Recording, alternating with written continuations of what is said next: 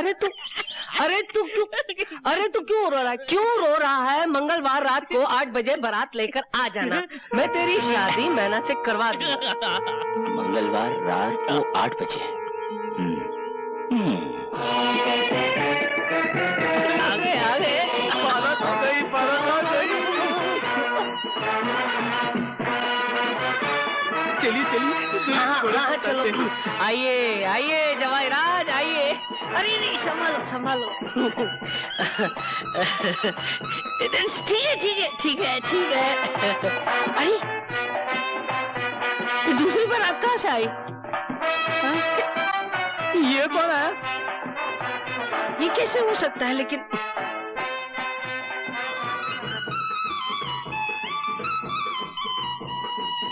अरे सरकार, हीर 1 रांझे 2, लड़की 1 और बाराते 2।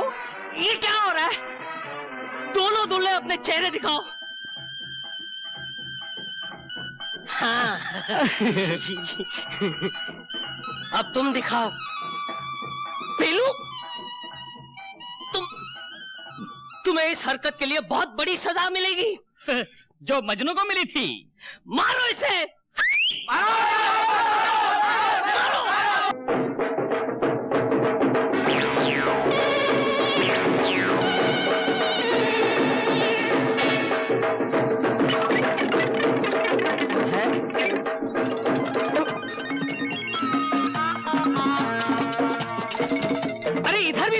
इधर भी बंसी। ये क्या हो रहा है?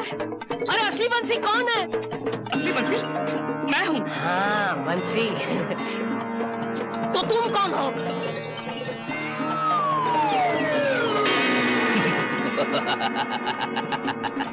बेलू, तो ये कौन है? वो मेरे पिताजी हैं। वैसे तो बेटा बाप के काम आता है, लेकिन इस सिचुएशन में बाप बेटे के काम आया है। हम दोनों ने हम शक्ल होने का फायदा उठाया है।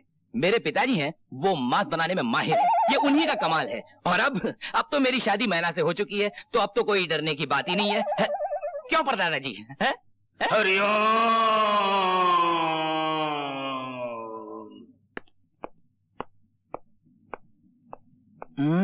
मत छुओ मुझे।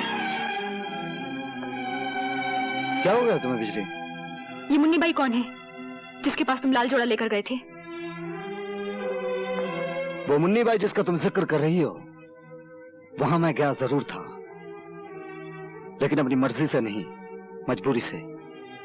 अपनी अय्याशी को मजबूरी का नाम ना दो। ये क्यों नहीं कहते कि तुम्हारा दिल मुझसे भर गया था, इसलिए तुम मुन्नी बाई के पास गए थे? ये झूठ है बिजली।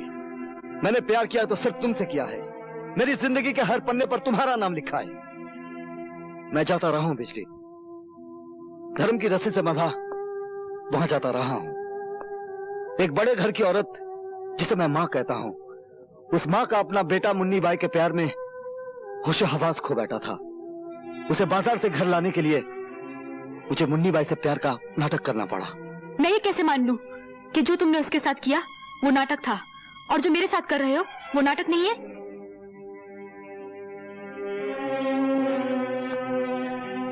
मेरी आंखों में आंखें डालो और होंठों पे होंठ, तो मैं खुद ब खुद पता चल जाएगा कि मैं सच कह रहा हूं या झूठ।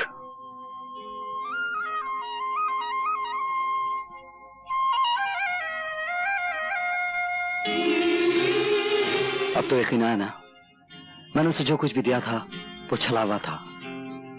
वो सुहाग की साड़ी, वो मांग का सिंदूर, वो लाल चूड़ियां।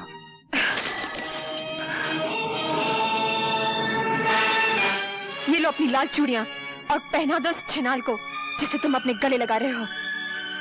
दुनिया के तमाम जानवर अपने बच्चों की परवरिश अपने दूध से करते हैं, सिर्फ नागिन अपने पिल्लों को अपने जहर से पालती है।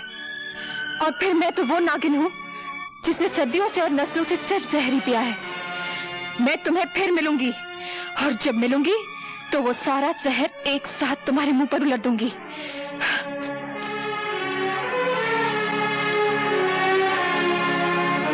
शक्ति सिंह, तुम? और यहाँ?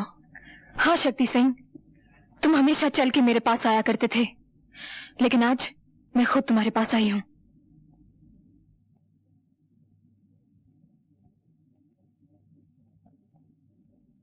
प्यासा पहले कुएं के पास आया करता था, आज कुआं चल के प्यासे के पास आया है। मेरी प्यास तो सिर्फ तुमसे शादी करने से है, तुम्हें अपना बनाने से है, तुम्हारी मांग में सिंदूर भरने से है। मिलन ऐसा होगा हमारा जैसे सारंगी और तबले का होता है।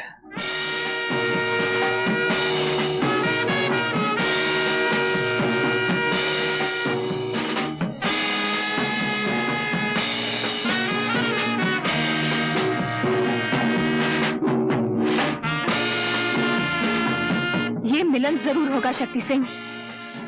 मैं अपना हुस्न, अपनी जवानी, जो कुछ भी मेरे पास है, सब कुछ तुम्हारे कदमों में रख दूंगी। लेकिन इससे पहले तुम्हें मेरे लिए एक छोटा सा काम करना होगा। तुम काम बोलो मुनीबाई, तुम्हारे मुंह से जो बात निकलेगी पूरी की जाएगी। मैं चाहती हूँ एक बार, सिर्फ एक बार रवि को मेरे सामने खड़ा कर दो। उसके हाथ और उसके पांव पर इख्तियार तुम्हारे होंगे, लेकिन इसके जान पर हक सिर्फ मेरा होगा, सिर्फ मेरा। समझ लो मुनीबाई, तुम्हें तुम्हारा हक मिल गया।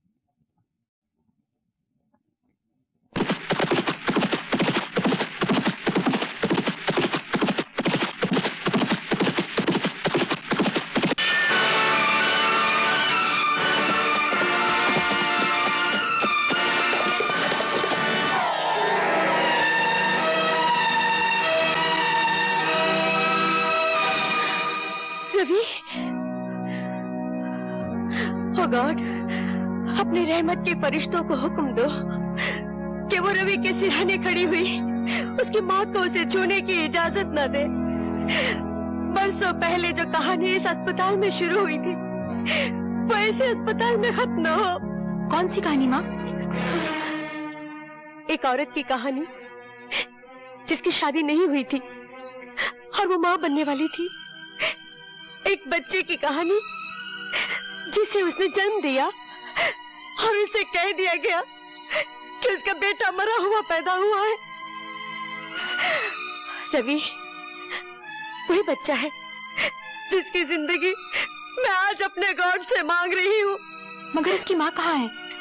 ठाकुर प्रेम सिंह की पत्नी सावित्री ही रवि की माँ है।